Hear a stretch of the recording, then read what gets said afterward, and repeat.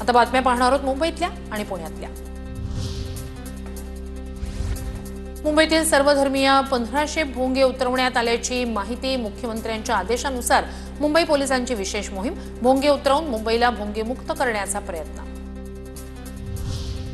म्हाडाच्या ई लिलावासाठी जुलै महिन्यातच लिलाव। उर्वरित दुकानांचा पुन्हा एकदा ई लिलाव होणार। मुंबई मंडळाकडून गेल्या वर्षी 173 दुकानांचा ई लिलाव।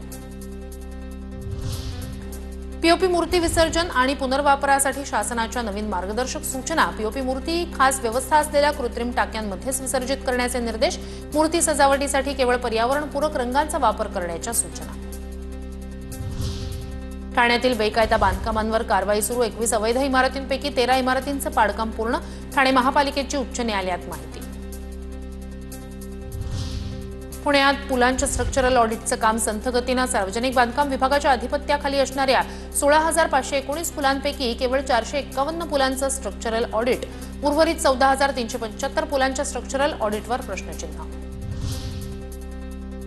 पुणे शहर लवकरच होर्डिंग मुक्त करू। नवे पालिका आयुक्त नवल किशोर राम यांचे आश्वासन।